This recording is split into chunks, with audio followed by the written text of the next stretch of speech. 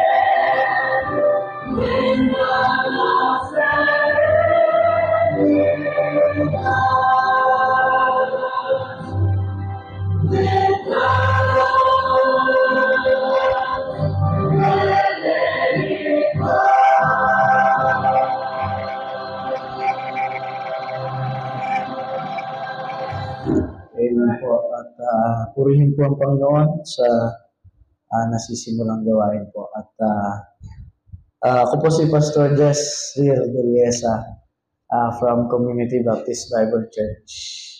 Ako po ay nasa ilaw ni Pastor Paem po from Quezon City po. Papunta po ng, nakalagay pa po doon may gawain. Yun po yung una naming place. Kaya lang kasi, just so happen na looban po yon, kaya lumipat po kami ng isang mas strategic place. And please pray for us because we are currently in construction. So, binibuild po namin ang aming bahay-sambahan ngayon. At the same time, bahay ko rin po. Pansamantala, ako po ay nakatira sa bahay ng isang kapatiran po doon. At pag-pray nyo lang po kami at ipoprovide po ng Panginoon ang ating pangangailangan. And please pray po also sa aming mission, first mission anniversary.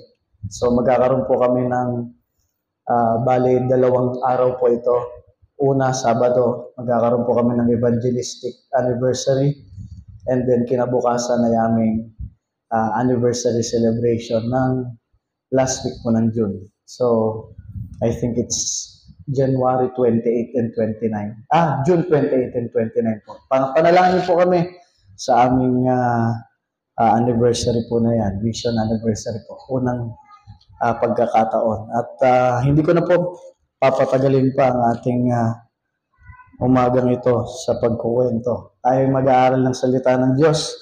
Inanya po ako po ang bawat isa na magsitayo po tayong lahat at buksan po natin ating mga Biblia. 2 versikulo po, 2 chapter ang babasahin natin. Una po is Hebrews 11 verse 1 and then Hebrews chapter number 12 verses number 1 hanggang 3. Alright, so Hebrews 11:1 and then we will read also Hebrews chapter number 12 verses number 1 to 3. Basahin lang po natin ng sabay-sabay at nandiyan na po ba ang bawat isa? Amen. Basahin po muna natin Hebrews 11:1. 1 to 3 begin. Now faith is a substance of things hoped for, the evidence of things not seen. Hebrews 12 verse 1 up to verse number 3. 1 to 3 begin. Wherefore we also are compassed about with so great a cloud of witnesses.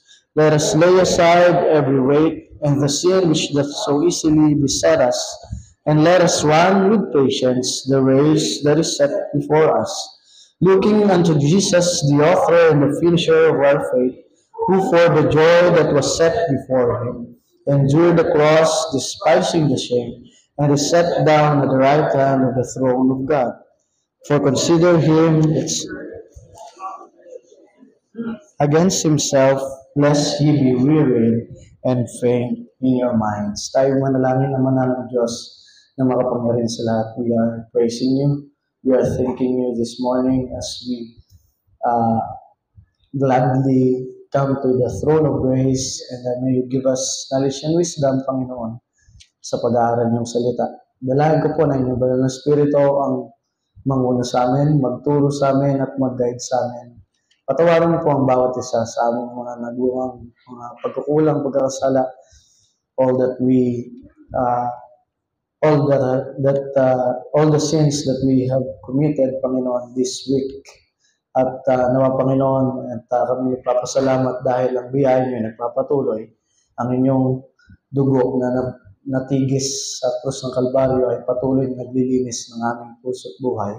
Tulungan niyo po kami, Panginoon, na mag-respond, Panginoon, sa salita ng Diyos ngayong umaga nito. And as we study the Word, nawawalang sino man ang maitaas, kundi kayo lamang.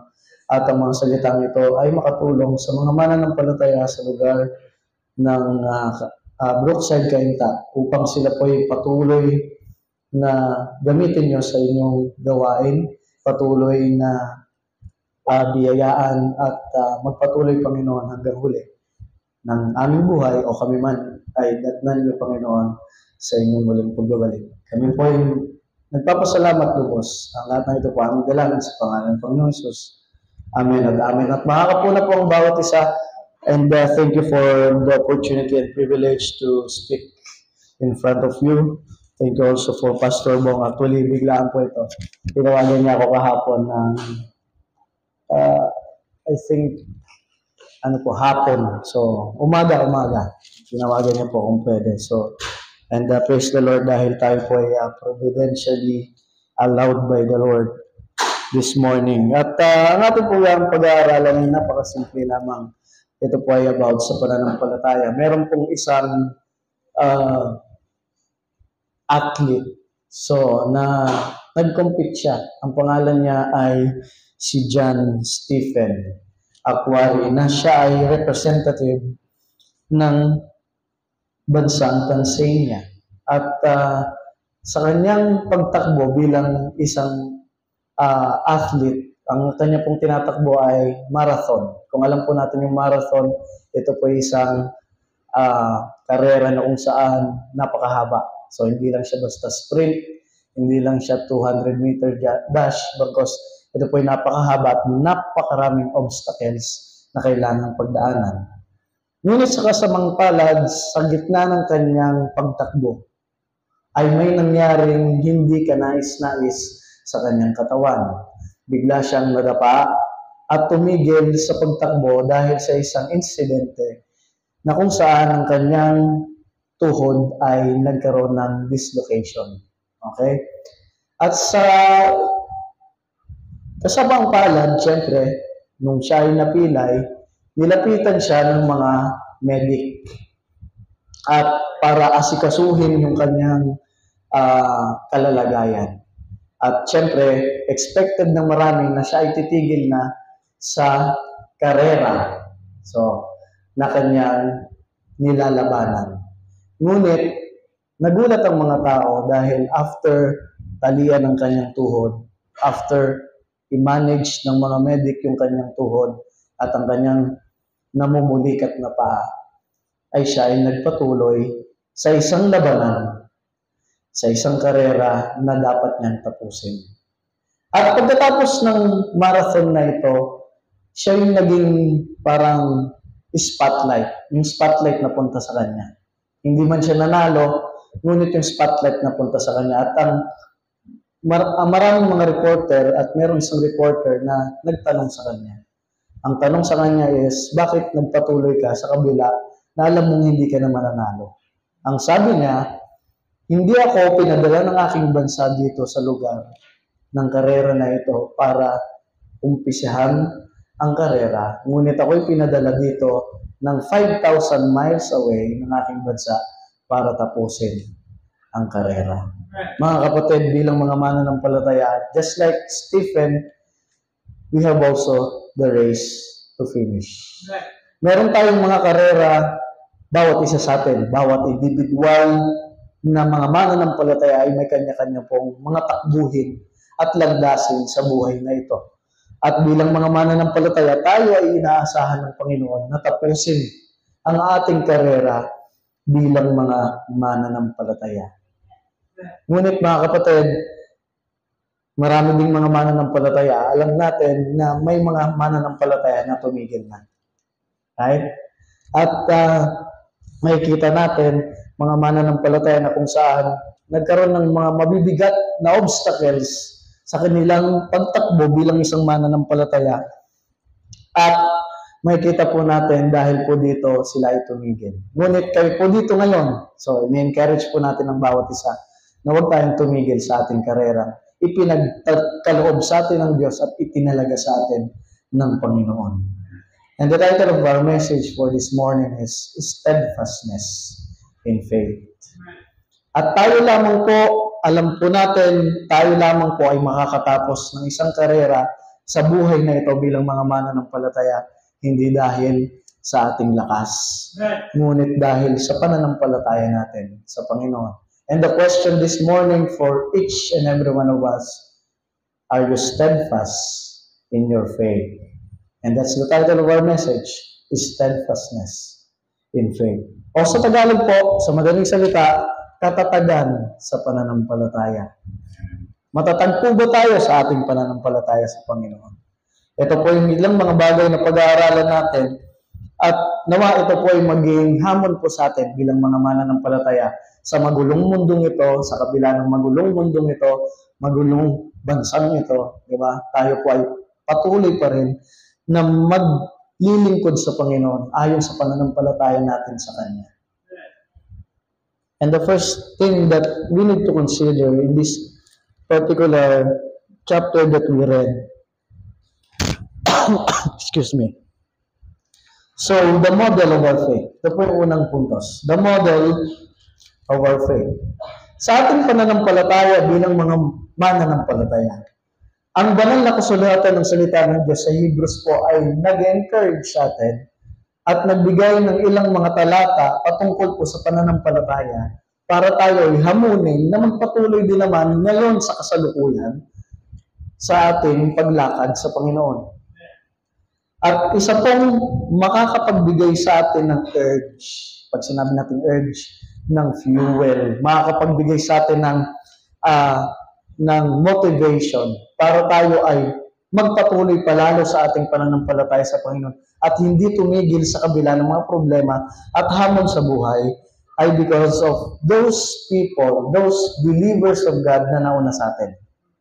And yun po yung letter A. The model of our faith is the Old Testament saints.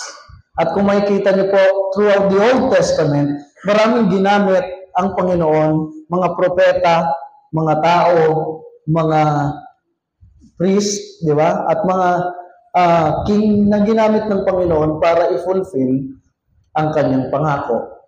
At itong mga taong ito ay nakarecord na nagpatuloy sa kabila ng mga hamon sa buhay. Excuse me. So, at makikita po natin ilan sa mga ito. Sa Hall of Faith, makikita niyo po dyan si Abel, si Cain, si Abraham, si Rahab, nandiyan din po. Ngunit hindi po natin sila isa-isayin sapagkat kapag inisa-isa ko po sila, baka matapos po tayo ng 3:00. Pero, meron lang po akong nakapukaw ng aking atensyon dito sa Old Testament saints na isang tao na kung saan ginamit ng Panginoon para lumabas sa lugar ng Egypt. At walang iba po kundi si Moses. Makikita po natin ito sa verse number 24 hanggang verse number 26. So, bago po ako pumunta doon, ano po ba ang pananampalataya? Sa binasa po natin sa Hebrews chapter 11, faith is the substance of things hoped for, the evidence of things not seen. Dapat natin malaman na sa pagtakbo natin, sa karera natin bilang mga mananampalataya, we are running by faith. So, ibig sabihin, hindi natin nakikita yung daan na patutunguhan natin dahil we are doing it by faith. Because, first and foremost, yung Panginoon na pinaglilingkuran natin na hindi natin nakikita. Pero pinaniniwalaan at pinanampalataya natin siya dahil sa pamamagitan ng pananampalataya. At sinasabi ng Hebrews 11 verse 1, sabi po dito, faith is the substance of things hoped for. Ito yung mga bagay na inaasahan natin pero hindi natin nakikita. Ngunit sinasabi po ng salita ng Diyos na ito ay may ebidensya. The evidence of things not seen. Hindi man ito nakikita, ngunit ito'y totoo sapagkat may ebidensya. Ano pong ebidensya ng ating pananampalataya? Ang salita ng Diyos. At ang salita ng Diyos ay magiging gabay natin sa pagtakbo natin bilang mga mananampalataya. At ito rin po ang naging daan at naging gabay ng mga mananampalataya noong unang panahon. Bagamat hindi pa po kumpleto ang salita ng Diyos during this time, ay yung salita mismo ng Diyos through audible voice ay ginamit ng mga propetang ito, especially Moses, upang maging gabay para sa kanilang hangarin sa kanila ng Panginoon sa kanilang buhay. At ito po si Moses, ano po bang nangyari sa kanya? Sabi po dito, verse number 24, by faith Moses, when he was come to years, refused to be called the son of Pharaoh's daughter, choosing rather to suffer affliction with the people of God than to enjoy the pleasures of sin for a season, esteeming the reproach of Christ greater riches than the treasures in Egypt, for he had respect unto the recompense of the reward. Bilang mga mananampalataya, here, Moses, as our example, sabi po dito, siya ay nirefuse niya. Tinanggihan niya na tawagin siyang anak ng Paraon. So, anong ibig sabihin nun? Tinanggihan niya yung right niya bilang isang mataas na nanunungkulan sa lugar ng Ehipto. Isang tagapagmana. Dapat siya sa mga tagapagmana ng paraon. Bakit po niya tinanggihan? Kung maalala niyo po ang kanyang buhay nung merong decree ang Pharaoh na patayin lahat ng bagong silang na bata, ang ginawa sa kanya ni Miriam na kanyang kapatid ay niligtas siya sa pamamagitan ng pagpapaagos sa Nile River at siya'y natakbuhan ng anak ng paraon. Okay? At siya'y lumaki doon, ngunit nung siya'y lumaki na, siya ay tinawag ng Panginoon upang siya ang gamitin para mag-lead sa bansang Israel. Sa Exodus, mababasa niyo po ito, upang sila ay lumabas sa Egypt para papunta sa lupang pangako, which is Canaan. At may kita po niya po dito, he refused to be called the son of Pharaoh's daughter. What is the reason? Choosing rather to suffer affliction with the people of God than to enjoy the pleasures of sin for a season. Alam niyo kung bakit, mga kapatid? Bagamat maganda sa paningin natin, human as we are, ang tawaging maging kabilang ng anak ng isang anak ng paraon. Pero si Moses mismo, tinanggihan ito sapagkat alam niya hindi ito ang kalooban ng Panginoon sa kanya. Merong panawagan ng Panginoon sa kanya, and then the verse says, choosing rather to suffer affliction with the people of God than to enjoy the pleasures of sin for a season. Mga kapatid, just like Moses, may mga times sa buhay natin when we are walking and running in a race as Christians in this world, where sometimes yung kalaban, yung mundong ito, even ourselves, ay nag-o-offer ng maganda sa paningin natin. Nag-o-offer ng maganda sa pakiramdam natin. Pero dapat maging aware tayo na hindi lahat ng maganda sa paningin natin, hindi lahat ng maganda sa pakiramdam natin ay gusto ng Panginoon. Kaya nga po, si Moses, di ba? Maganda yun sa paningin, maganda sa pakiramdam, maganda ang kalalagayan niya. Pero hindi niya ito pinili dahil sabi niya doon, hindi ito kaloob ng Panginoon. But rather, ang maganda pa dito, he sacrificed. He chose rather to suffer affliction than to enjoy the pleasures of sin for a season. Mga kapatid, ganun din dapat tayo bilang mga mananampalataya. Nahihirapan tayo maglingkod sa Panginoon dahil malayo. Nahihirapan tayo na itigil yung kasalanan natin dahil nasanay na tayo. Sabi po dito, mga kapatid, okay lang mahirapan basta nandun tayo sa kalooban ng Panginoon. We choose suffering over comfort. Kung ang usapan po dito ay kalooban ng Panginoon. Hindi dapat natin piliin yung comfort pero nagkakasala tayo. Hindi dapat natin piliin yung comfort pero hindi natin nagagawa yung kalooban ng Panginoon. Pastor, hindi naman ako nagkakasala. Let us remember na mayroong two kinds of sin. Sin of commission and sin of omission. Minsan, maraming mga mananampalataya na matagal na, minsan, very seldom na yung sin of commission di ba? Pero yung sin of omission, doon tayo mas guilty. Pag sinabi natin sin of omission, ito yung mga bagay na dapat tama na ginagawa natin, pero hindi natin ginagawa. At pag hindi natin ginawa ito, kasalanan po ito. Example na lang, ang pagsisimba ay ibinigay sa atin ng Panginoon na utos, di ba? Sabi nga dito sa Hebrews chapter 10 makikita niyo po bakit sinabi ito ng writer na magkaroon kayo ng pananampalataya. Bakit po? Kasi doon sa Hebrews chapter number 10, makikita niyo po yung mga mananampalataya dito. Sila po yung mga mananampalataya na kung saan nag-scattered abroad dahil sa persecution. At ilan sa kanila, dahil sa persecution, ay tumigil na sa paglilingkod sa Panginoon. Kaya nga sa Hebrews 10:25, sabi doon, not forsaking the assemblings of ourselves as the manner of some is. Diba? Sabi doon, hinihikayat na huwag natin i-forsake yung assembly. Na kung saan, yung iba, ganun na yung naging kaugalian. The manner of some is. So, therefore, sabi po dito, we must not lose hope, but rather have faith. At isa po ditong pinapakita sa atin ng Panginoon na tayo, as we go and run the race by faith, dapat talikuran natin yung mga kasalanan na nasa daan natin. Iwasan natin yan, mga kapatid. Sabi doon, we choose to suffer. Basta nasa tama tayo. Rather than comfort pero nasa mali tayo. Alam niyo mga kapatid, madali tayong ma-fall sa ganitong temptasyon. Kasi minsan tayo ay nag-ooperate base sa nararamdaman natin. Base sa nakikita natin. Pero mga kapatid, the verse is saying us and telling us that as we run the race, we must run it by faith. Hindi sa pamamagitan ng nakikita mo. Hindi sa pamamagitan ng ino-offer sa'yo. Hindi sa pamamagitan ng nararamdaman mo.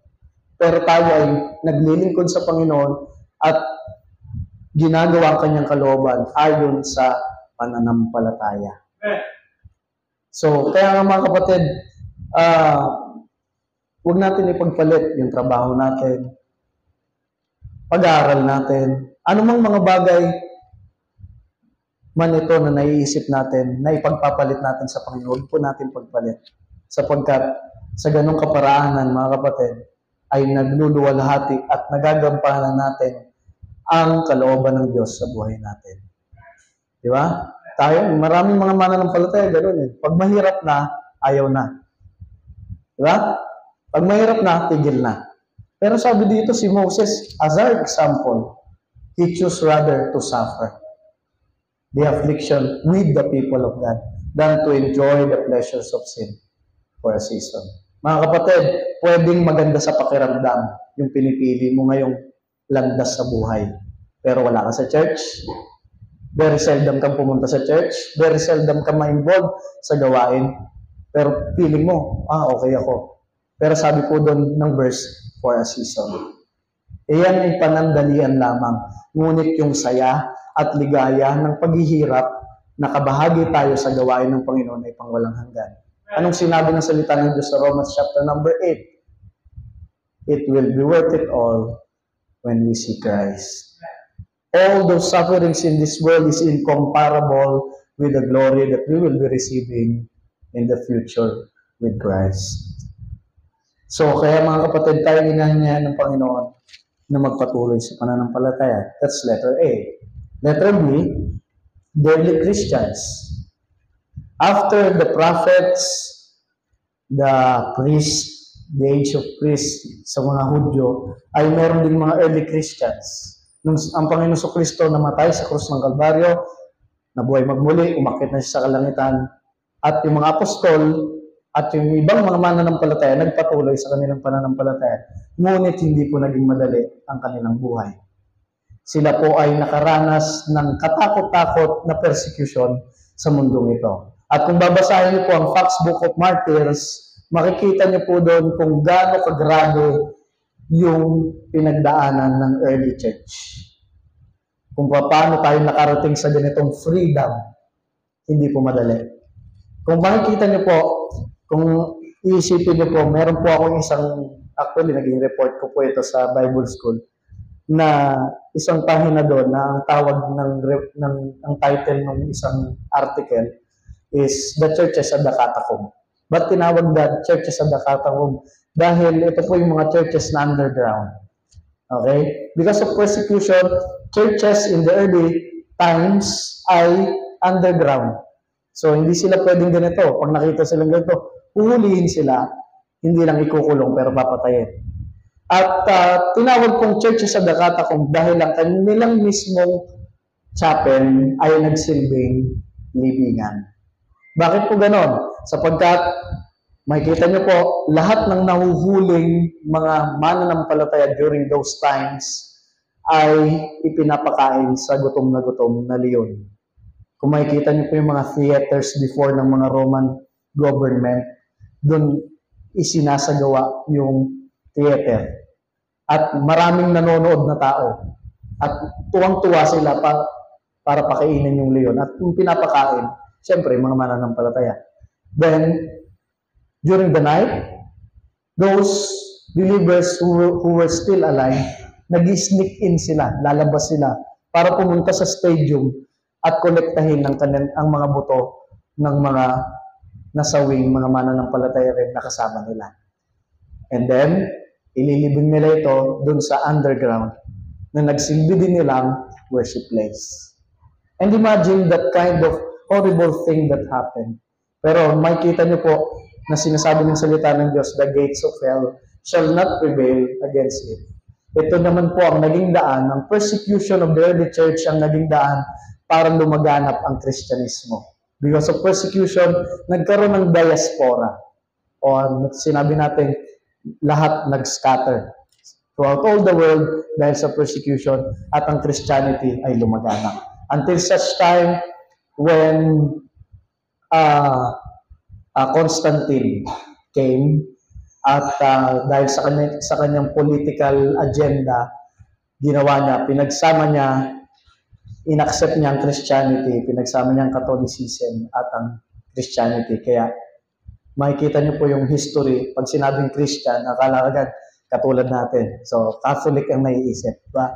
So, kasi, yun po yung history nun. Pinagsama. So, sige, merge na tayo. Wala nang persecution. Isa naman tayo. Pero actually, hindi tayo isa. Kaya, during the Reformation time, nagkaroon ng separation ang mga Baptist. Okay? So, yan po ang history. At hindi po naging madali ang naranasan ng mga early church. So, sila ay namatay. At kung babasahin po natin sa chapter 11, ilan po sa mga ito ay verse number 34 hanggang 40. Sabi po dyan, quench the violence of fire, escape the edge of the sword, out of weakness were made strong, wax violent in fight, turn to flight the armies of the aliens. Women received their dead raised to life again, and others were tortured, not accepting deliverance, that they might obtain a better resurrection. And others had trial of cruel mockings and scourgings, yea, moreover, of bands and imprisonment. They were stoned, they were sawn asunder. Isang kilala ko po dito si Isaiah. Were tempted, were slain with the sword, they wander about in sheepskins and goatskins, being destitute, afflicted, tormented, of whom the world was not worthy. They wandered in deserts and in mountains and in dens and caves of the earth. And this whole, having obtained a good report, through faith received not the promise, God having provided some better thing for us, that they without us should not be made perfect. So, makikita niyo po dyan na itong early Christians, they experienced that. Even the Old Testament saints. Persecutions, killings, tortures, sila po ay nakaranas nito. Pero sinabi po doon, having not received deliverance. Hindi sila nakaligtas sa puot ng mundong ito regarding Christianity. Pero sabi po dito, they obtained a good report. Through faith, they obtained a good report. Sana tayo din mga mananampalataya. Sa magulong mundong ito, yes, totoo, walang persecution na sa bansa natin. We are a free country. We are a democratic country regarding the religion. Pero mga kapatid, sana, kung sila nga, na-obtain nila yung good report sa kabila ng kahirapan at persecution, tayo din naman sana. Di ba? Sa kabila ng kalayaan natin na maglingkod sa Panginoon, mas lalo dapat tayo na maging tapat sa Kanya at umiwas sa kung anumang masamang patotoo.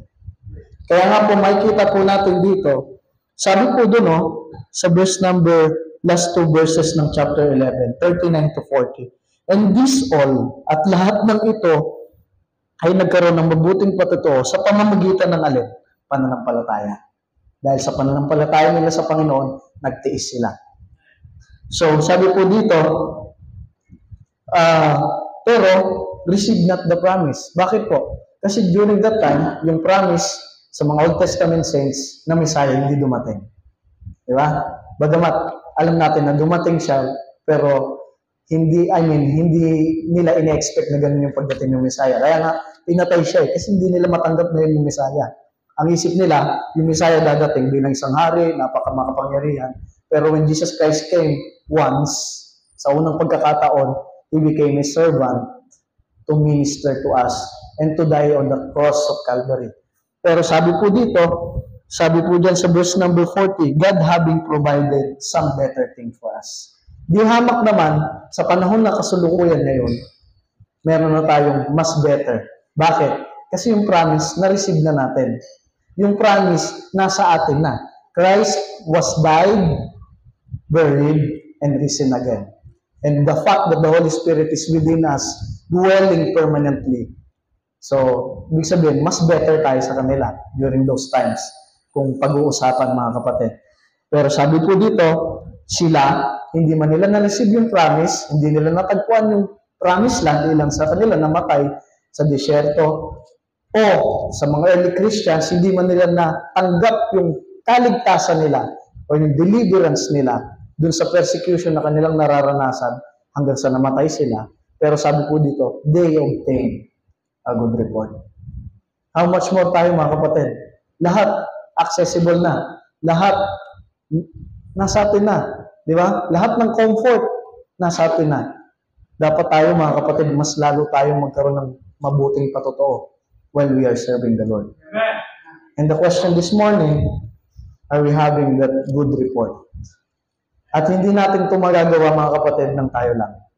Sabi po doon, they obtained the good report by faith. And lagi po natin tatandaan, ang pananampalataya ay hindi mind over matter. It has an object. And the object of our faith is Christ. And that's the letter C in our first point. The model of faith, number 3, Jesus Christ, none other than. In Hebrews chapter number 12, verses number, sabi po dito, number 2, excuse me, looking at Jesus, the author, and the finisher of our faith, who for the joy that was set before him, endured the cross, despising the shame, and is set down at the right hand of the throne of God. Makikita po natin, the Old Testament saints, they have their burden. And still, at the end of their lives, they succeeded. Then, the early Christians, meron din silang struggle. Pero, at the end of their lives, even they were killed at sila ay naabutang dead. Hindi sila naka-accept ng deliverance. Until the end, they fight for their faith. Okay? At Jesus Christ as our best example. So, sabi po doon, who for the joy that was set before him endured the cross, despising the shame, and is set down at the right hand of the throne of God. Makikita po natin dito yung phrase na who for the joy that was set before him. Ang ibig sabihin po nito na hindi po ibig sabihin na masaya, na habang ginagawa sa kanya yung crucifixion is masaya siya. No, hindi po ganon. Actually, naghihirap siya doon. Lahat ng grief, di ba? Yung grief, pain, suffering na experience niya. Mababasa niyo po yan sa Isaiah chapter number 53. Sabi po doon na actually, he willingly take yung cross. Sabi doon, he opened not his mouth. He suffered for that. So, naramdaman niya mismo yung sakit. Naramdaman niya mismo yung kahihiyan. Pero sabi po dito, ano ibig sabihin ng phrase na who for the joy? Ganito po yan mga kapatid. Ang Panginoong Kristo sa kabila ng paghihirap niya dun sa crucifixion na kanyang binatak para sa ating mga kasalanan, sa kanyang puso, nagalak siya. Bakit? Hindi dahil dun sa sakit, pero dahil dun sa outcome o resulta ng kalalabasan ng kanyang ginawa. Ano pong resulta ng kanyang ginawa? Salvation of every sinners. Diba? So, kaya sabi po doon, who for the joy that was set before him, he endured the cross. He endured the cross. Ito, imagine nyo lang mga kapatid. Ito, na-amaze ako dito. Imagine Jesus Christ who being the God himself. He is omniscient, omnipresent, omnipotent. Dun sa omniscience niya, alam niyang mangyayari sa kanya. Tama? Nung siya ay baby pa lang, na isinilang ni Mary sa kanyang sinapupunan, alam niya mangyayari sa kanya yung crucifixion na yon. And he even know how painful it is. And yet, he willingly obeyed the will of the Father till the fulfillment of the time na kung saan siya ay makrucified on the cross of Calvary. Imagine that. And then sabi po doon, He endured it. Endure the cross and He despised the shame.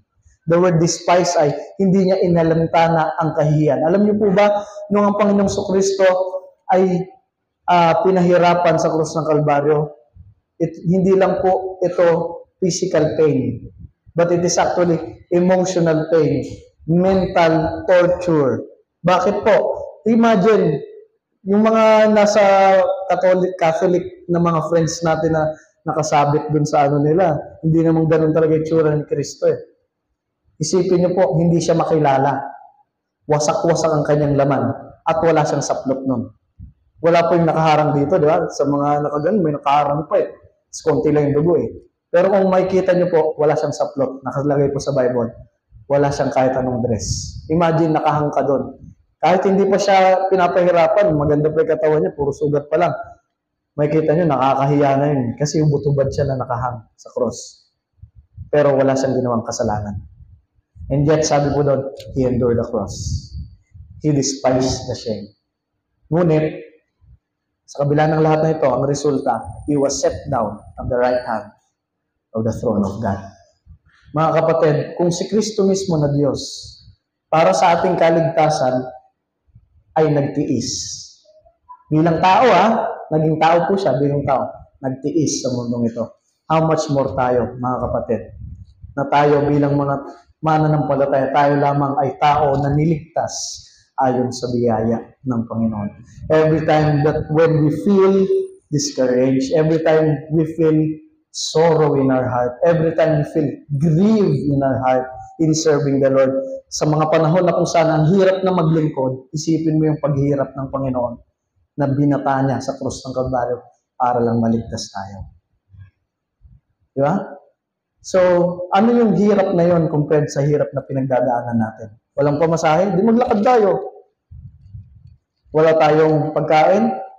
Di, hayaan na magutom. Basta makapaglingkod lang sa Panginoon. Minsan, ang mga mananampalataya, hindi nakikita ito. Di ba? Nakikita lang kasi natin yung comfort eh. Gusto lang lagi natin sa atin spoon feed. Gusto lagi natin maramdaman yung gusto lang natin maramdaman. Pero hindi, mga kapatid, ang Panginoong Kristo mismo nakaramdam ng pagod, ng hirap, ng sakit, na higit pa, na hindi ninuman na mararanasan. At take note, hindi yun dahil sa Kanya, pero dahil yun sa atin. Kaya every time na ganun yung mararamdaman natin, let's go back to the cross. Look up to Jesus, kung paano niya binata yung kasalanan natin. At magkakaroon tayo ng encouragement na magpatuloy sa kabila ng paghihirap sa mundong ito, sa paglilingkod natin sa Kanya. So, number 2. First point pa lang po yan. Sorry. Sensya na po kayo, minsan lang ako mag-preach eh.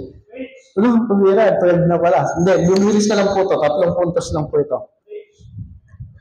Pangalawa, the manner. The manner of running the race. The model, the Old Testament saints, the early Christians, and Jesus Christ. The manner of running the race, pag sinabi nating manner, yung attitude natin, yung conduct natin. Paano ba dapat tayo tumakbo bilang mga mananampalataya? Maraming mga mananampalataya tumatakbo, yes, totoo. Pero sinasabi ng salita ng Diyos sa ating binasang bersikulo na merong guide, merong rules. Kapag ang isang nagmamarathon, tumatakbo, merong niyang rules. Hindi siya pwedeng sumakay ng jeep para pumunta sa finish line. Yeah? So, hindi pwedeng, wait lang, time verse lang, tigil muna tayo lahat, pagod na ako eh. Hindi pwedeng gano'n, mga kapatid. Dahil ang isang marathon ay isang paligsahan na may kaakibat na rules. Di ba? Tayo din naman, mga kapatid, while we are running the race, while we are taking the step of faith, may rules tayong sinusunod. At walang iba po kundi yung rules ng Panginoon sa Kanyang salita. At sabi po dito, ano po yung unang manner na mababasa natin sa chapter number 12, verse number 2. Bago po tayo pumunta dyan, basahin muna natin yung verse number 1. Wherefore seeing our about with so great a cloud of witnesses. Let us lay aside, ano sabi po doon? Let us lay aside every weight and the sin which that so easily beset us. So sabi yun, dangan lang na nakikita na natin na merong mga witnesses, merong ng mga nagpatotoo na nauna sa atin regarding our faith. Sino to?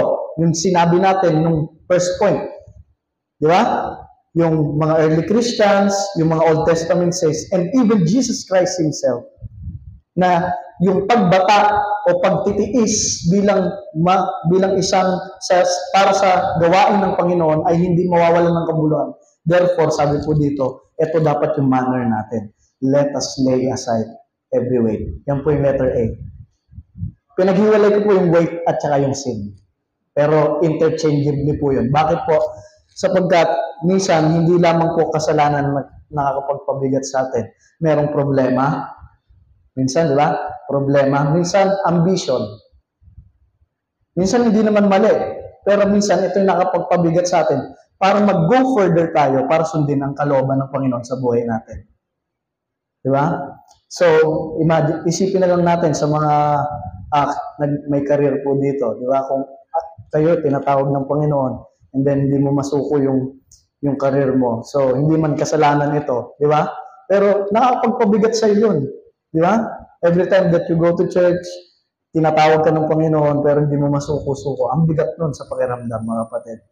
Kaya nga, may kita po natin dito. Sabi po dito, when we run the race, the first manner, the first conduct na dapat meron tayo, we must lay aside every weight. Logical po yan. Ang isang tumatakbo sa isang marathon, kapag tumatakbo po sila, may dala po ba silang mabibigat na gamit? Wala, di ba? Actually, naka-cycling pa nga sila eh. Kasi para mabilis, para yung damit nila hindi din magiging sagapan sa kanilang pagtakbo. Di ba? So, ganun din sa atin bilang mga mananampalataya. Ang mga problema, minsan ambisyon, minsan yung trabaho natin, minsan yung school works natin, nakapagpabigat yan sa atin sa paglilingkod sa Panginoon. Bakit? Halimbawa na lang, basta hindi mo na ako maka-attend kasi may matinding exam kami bukas. Magre-review ako. Hindi po yung dahilan, mga kapatid. Maraming oras ang bigay sa atin ng Panginoon from Monday to Saturday. And linggo ka po magre-review para lang sa Lunes. Pwede pagkatapos. Di ba? So, ibig sabihin, mga kapatid, ganito lang yan. It's a matter of choice. When we run the race, sometimes merong mga path na tayong pinapapili ng Panginoon. Ang tanong, ano yung conduct mo? Pipiliin mo ba yung mabigat na daan? O yung magaan na daan? Lagi po nating tatandaan na ang magaan na daan ay yung kalooban ng Panginoon. Letter B. Let us lay aside every weight and the sin. Ang kasalanan po, isa rin po itong nakapagpapabigat sa mga mananampalataya. Yung kasalanan na tinatago-tago natin, makakapagpabigat yan sa paglilingkod natin sa Panginoon. Yung kasalanan bit natin, makakapagpabigat yan sa pananalangin natin sa Panginoon. Ang sabi ni David, if I regard iniquity in my heart, the Lord will not hear me. Kaya nga mga kapatid, kung meron tayo ngayong umaga na ito na may mga kasalanan tayo, why not confess it to the Lord? If we confess our sins, He is faithful and just to forgive our sins and to cleanse us from all our unrighteousness. Mga kapatid, there is a provision for daily cleansing for every believer. Totoo po yun, hindi natin maiwasan na magkasala araw-araw. Pero mga kapatid, as we run the race, let us always cleanse ourselves. Let us always be sure na hindi po wala tayong mga kabigatan sa buhay natin, sa puso natin. At ito ang tanong natin ngayong umaga nito, meron ba tayong mga kabigatan sa buhay natin? Kasalanan man ito, problema man ito, anong sinasabi ng salita ng Diyos? Casting all your cares upon Him, for He careth for you. We cast all our burdens to the Lord. Kung ngayong umaga nito, nahihirapan na tayong maglingkod dahil sa mga problema, you cast it unto the Lord. The Lord is just one call away. Sabi nga niya sa Philippians chapter 2, the Lord is at hand. So, hindi po ibig sabihin na mabilis na siya, malapit na siya dumating. Ang ibig sabihin doon, ang Panginoon ay abot kamay lang. Nandyan lang siya sa tabi. Ang kailangan lang natin sa Kanya, ang kailangan lang sa mga mananampalataya sa Kanya at tumawag sa Kanyang pangalan. Ang problema sa mga mananampalataya, ayaw tumawag eh. Sa panahon ng kagipitan, sa panahon ng kahinaan, inisip agad natin sarili natin eh. Pero mga kapatid, hindi ganon. Sa panahon ng kahinaan, sa panahon ng problema, anong sabi ni Apostol Pablo? The grace of the Lord is sufficient. The grace of our Lord is always sufficient. Kaya nga mga kapatid, ito po yung hamon sa atin. Whereas we run the race, let us lay all the weight na meron tayo. Ang ating mga choices, sometimes it is not between right and wrong. Sometimes, ang mga choices natin, minsan between what is the will of God or not. Diba? So, hindi naman, in logical thinking, hindi naman masama yung kung ano man piliin mo. Pero, minsan, pinapapili tayo ng Panginoon kung ano yung kalooban niya at sa hindi. Now, sabi po sa letter C naman, let us run. Sabi doon, beseech you therefore, brethren, sabi doon, let us lay aside every weight and the sin which does so easily beset us. Let us run with patience the race that is set before us. The word patience in the Bible was used several times to describe the circumstances that we are facing. Ibig sabihin mga kapatid, kapag ka naka-encounter kayo ng word na patience sa Biblia, ang dinidescribe po nito ay pagtitiis sa mga circumstances. At kaiba po nito ay yung long suffering. Ang long suffering ay pagtitiis sa pakikipag-deal natin sa tao. Okay? So, actually, they are simultaneously, yung meaning nila ay magkapareho. Pero, sa long suffering, tao ang dinidil. Sa patience, circumstances ang dinidil. Bakit po sinasabi dito that we must run with patience? Ano pong dahilan? Bakit sinabi ng author that we must run with patience? Dapat tumakbo tayo sa ating pananampalataya na may pagtitiis. Sapagkat yung word na race po dito sa Greek, ang ibig sabihin, hindi po yung parang naisip mo na karera. Okay, lagi po itong ginagamit ni Apostol Pablo sa kanyang mga aliyam. Kaya maraming nagsasabi, yung Book of Hebrews, most probably si Apostol Pablo ang nagsulat. Okay, so pero unknown po ang nagsulat ng Book of Hebrews. So, ginamit niya ito sa Philippians 1:30, Colossians 2:1, 1 Thessalonians 2:2, 1 Timothy 8:12, 6:12, 2 Timothy 4:7. And this word is transliterated in the Greek word agona, na ang ibig sabihin ay conflict or struggles of many kinds. Ito po yung best example po dito, yung sinasabi ni James, count it all joy when you fall into diverse temptations. The word temptation there is not the temptation na caused by Satan, but it is actually trials. Okay? Paano natin nalaman? Kasi sinabi dun sa bandang baba, huwag mong sasabihin that the Lord is tempting us. So, ibig sabihin nun is trials o pagsubok, mga kapatid. Na katulad ng sinasabi niya o na sinaad po sa Job. Okay? Nung sinubok ng Panginoon si Job, yung temptation doon ay trials. So, ibig sabihin mga kapatid, we need to run with patience because as we run the race, we will encounter a lot of conflict and diverse adversary. Name it. Financial problem, physical problem, health problem, emotional problem, family problem, lahat yan pwede nating pagdaanan. Ngunit, sinasabi ng salita ng Diyos, we must be patient enough to run the race. Yung problema natin sa pamilya, problema natin sa bahay, problema natin sa sarili natin, problema natin sa kalusugan natin, hindi dapat yan magpatigil sa atin sa pagtakbo natin bilang mga mananampalataya. Ngunit tayo dapat magtiis, mga kapatid. Yung race na ibinigay sa atin ng Panginoon, hindi po yan race para maglaro tayo. Ngunit ayan ang race para lumaban tayo. Alam niyo po yung 2 Timothy chapter number 4, chapter number 2, verse number, I think, 6. Sinasabi po doon, no man that warreth entangleth himself with affairs of this life, that he may please him who hath called him to be a soldier. Ano pang sabi doon? Thou therefore, my son, endure as a good soldier of Jesus Christ. Ito po yung sinulat ni Apostol Pablo kay Timothy. Kaya nga mga kapatid, as we are in the race, let us run with patience. Kung tayo nga excuse me, kung tayo nga, nakakapagtiis tayo, di ba? Minsan, natitiis natin.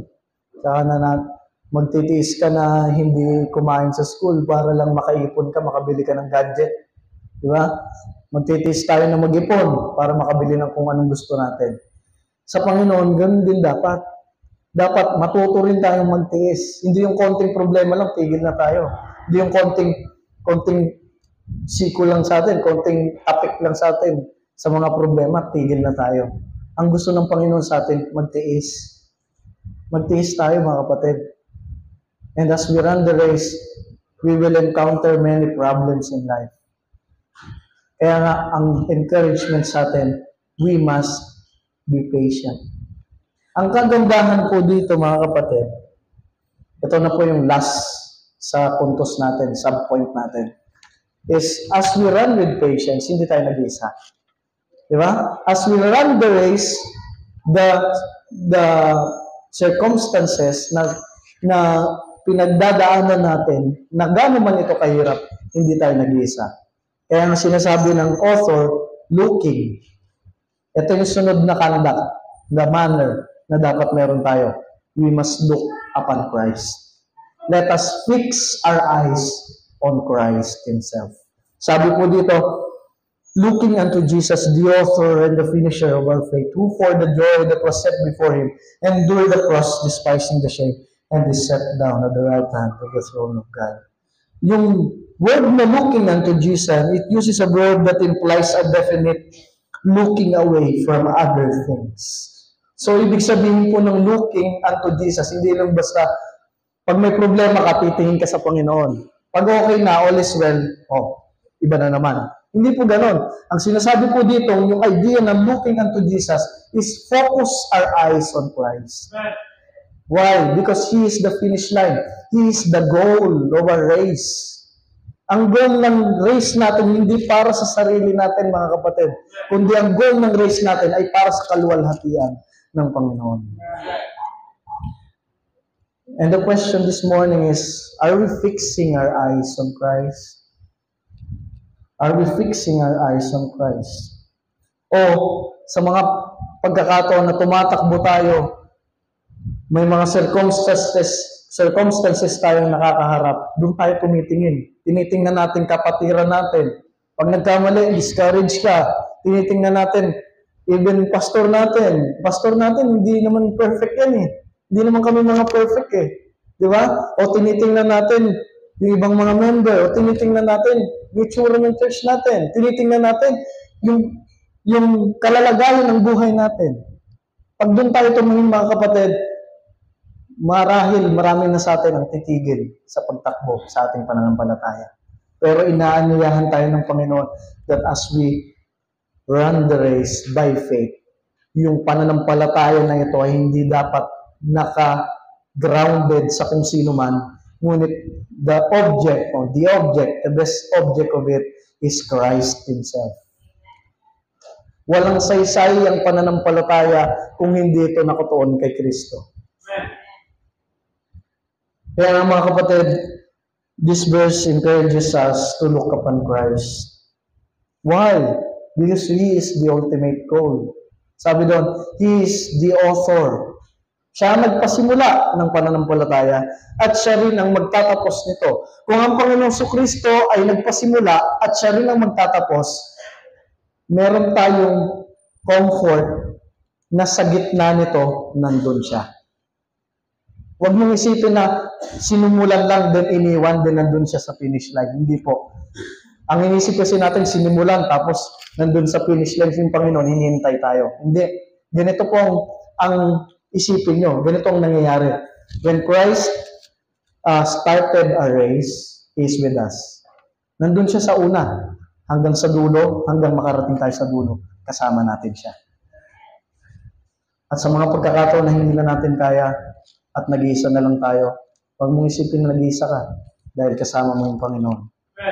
Just look on Christ Himself.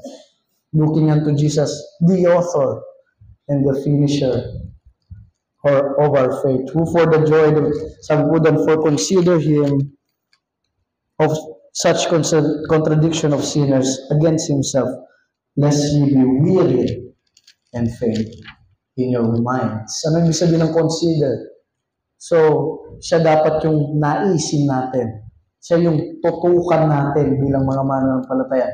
Kasi kung hindi, tayo maghihina. Sabi doon, lest ye be weary and faint in your minds. Christ is the ultimate joy.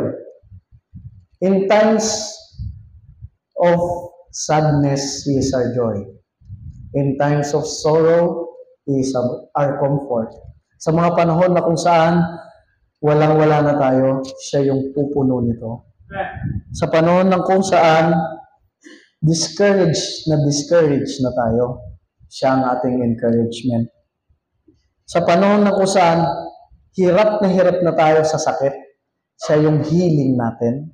Sa panahon na kung saan masakit na yung utak natin sa mental health issues, sa panahon na kung saan punong-puno na tayo ng anxiety, siya ang ating assurance, and many more, mga kapatid. Name it. Christ will fulfill it all. Kaya meron tayong kanta, diba? Christ is our all in all. Christ is our all in all. So, anong ibig sabihin nito, mga kapatid? Ang ibig sabihin nito, as we run the race, hindi natin pinapasok lang sa sistema natin si Kristo. Bagkus, siya mismo yung buhay natin. We live for Him. Sabi doon, ni Apostol Pablo, for to me to live is Christ, and to die is gain. I am crucified with Christ, nevertheless I live. Yet not I, but Christ liveth in me.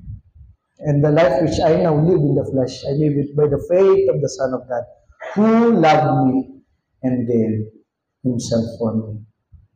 And if you are, hindi mo pa maintindihan, meron man dito, mga hindi pa mananampalataya ng Panginoong Kristo, wala ka pang tunay na relasyon sa Panginoong Kristo, maybe may pananampalataya ka na iniisip mo, meron naman akong faith pero walang kwentang pananampalataya na yan, katulad ng sinabi ko, if the object of it is wrong. Hindi ka kailanman maliligtas kung nananampalataya ka na sa mabubuting gawa doon ka maliligtas. Hindi ka kailan maliligtas kung mananampalataya ka sa reliyon doon ka maliligtas. Bagkos mga kapatid, mga kaibigan na naririto, ang tanging makakapagligtas sa atin ay walang iba kundi si Kristo. Sabi po doon, John 3:16, gawin na lamang ang pag-ibig ng Diyos sa sanlibutan. Kung kaya nga ibinigay niya ang kanyang bugtong na anak, upang sino man ang sumampalataya sa Kanya, ay hindi na mapahamak kundi magkaroon ng buhay na walang hanggan. The true object of our faith is Christ. Kung gusto mo magkaroon ng relasyon sa Kanya, manampalataya ka sa ginawa niya sa krus ng Kalbaryo. Siya ay namatay na buhos ng kanyang banal na dugo para sa iyong kasalanan. At sino man, at kung ilalagat mo ang iyong pananampalataya sa Kanya, lilinisin niya ang iyong puso ng kanyang banal na dugo at ikaw ay bibigyan niya ng buhay na walang hanggan. And as I close, the race that we have is a lifetime race. Huwag niyo pong isipin na ang race na ito ay para lang sa 2 years, 3 years, 4 years, 10 years. Because ang karerang ibinigay sa atin ng Panginoon ay lifetime. Hindi porket 10 years na ako tumatakbo, Panginoon, pagod na ako, tigil na ako. Hindi po, mga kapatid. Hanggat buhay tayo, ang karerang itinalaga sa atin ng Panginoon ay buhay pa rin. Ang finish line natin, hindi yung tagal. Ang finish line natin, kamatayan. Ang tanong, kung buhay ka pa ngayon, titigil ka ba? Hindi, mga kapatid. Titigil ka lang kapag patay ka na. O baka gusto nyo na pong tumigil. Hindi, joke lang. So, kung gusto nyo tumigil, baka pwede na, papatay na tayo sa Panginoon, di ba? Kasi yun lang mga pagpatigil ng karera natin bilang mga mananampalataya. And this is an encouragement for us. May mga pagkakataon na tumatakbo tayo, nadadapa tayo. Tama? Pero mga kapatid, hindi po ito rason para tumigil. Tayo ulit tayo. Takbo ulit tayo. Dahil nandyan yung Panginoon na laging nasa atin. And the ways, if it is a lifetime race, let us endure it till the end. Ito po, the key in finishing the race gloriously is to be steadfast in our faith and fixing it to Christ. So, sometimes,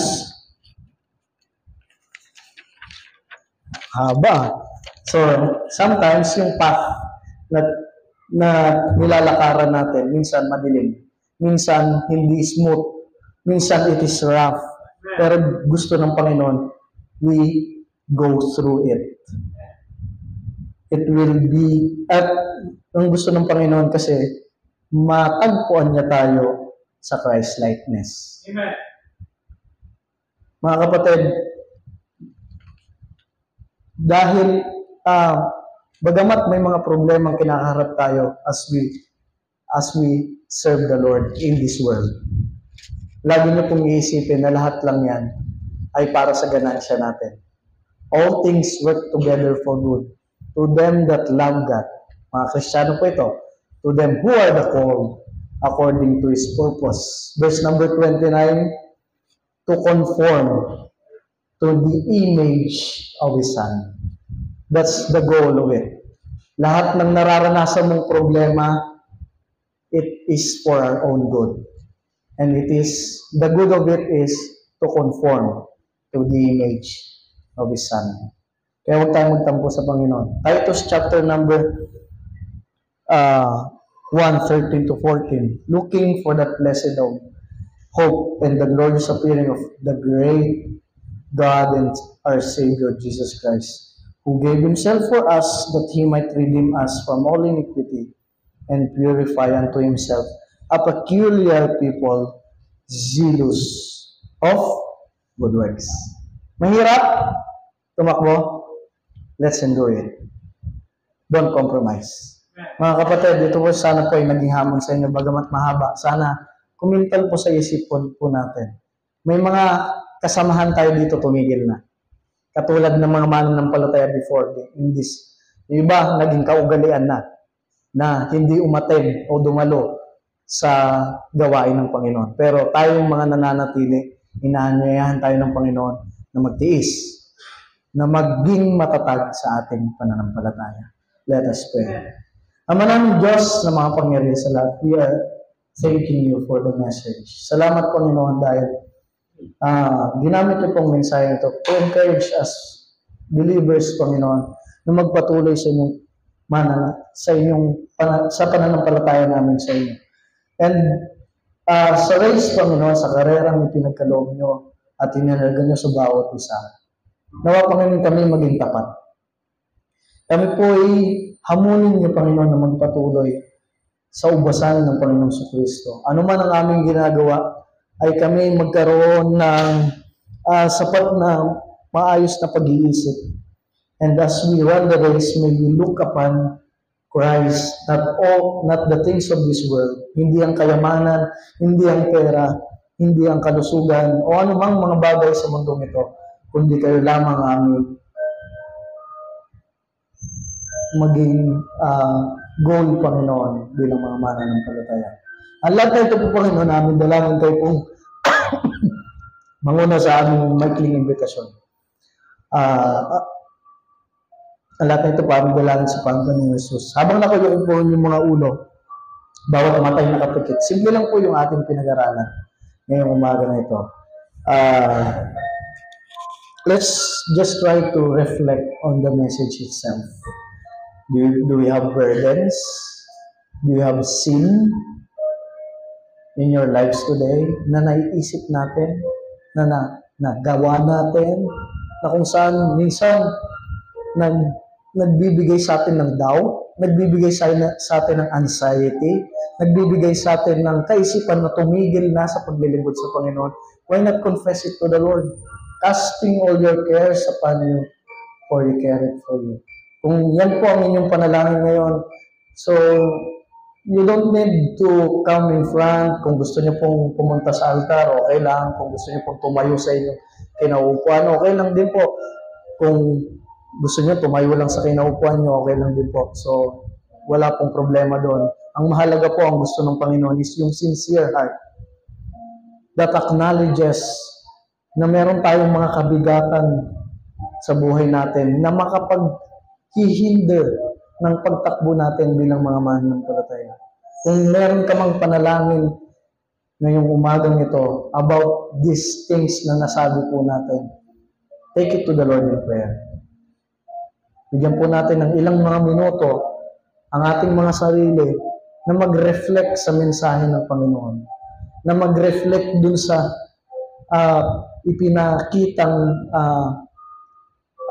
review, di ba, sa atin ng Panginoon as we run the race. Or maybe, may mga panahon na kung saan Satan is discouraging us through circumstances like Job.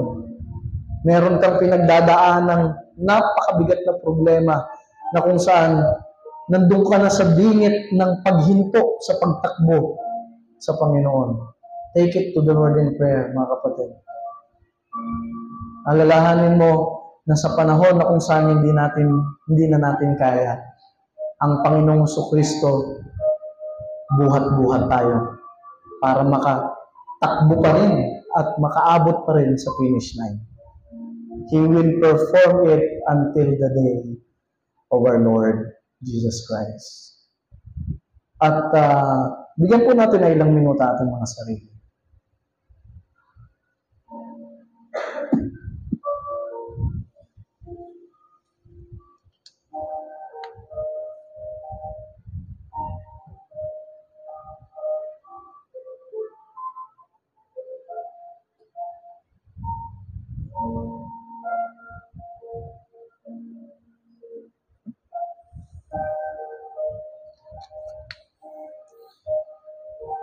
Let's continue in prayer. Gracious and loving Father, thank you once again for this opportunity that we as believers, as a church of the Lord Jesus Christ, is coming to you, humbly coming into your presence, Lord, and asking for your grace and mercy. May you forgive us in our trespasses and sins. Forgive us for the time that we feel that we are surrendering and quitting to the ministry of our Lord. Panginoon, tulungan niyo po ang bawat isa sa amin na maging matatag sa pananampalataya. Tanging ang salita ng Diyos ang makakapagpatatag sa amin. Tulungan niyo po kami, Panginoon, na huwag ma-sidetrack ang aming mga puso at isipan, ang aming mga mata sa mga bagay sa mundong ito. Huwag ma-sidetrack ang aming mga puso sa mga kasalanang inihahain at temptasyon na binibigay sa amin ng dyablo at ng aming sarili. O Diyos, tulungan niyo po ang church na ito na lumago sa inyo at tuparin ang kalooban ng Panginoon sa mga nananatili hanggang ngayon, Panginoon. I-encourage niyo po sila na magpatuloy pa hanggang sa huling hininga ng buhay namin o kami man inyong datnan, Panginoon, sa inyong muling pagbabalik. At doon din po, Panginoon, sa mga mananampalatayang tumigil na. Hindi ba pong huli lahat dahil habang buhay may pag-asa.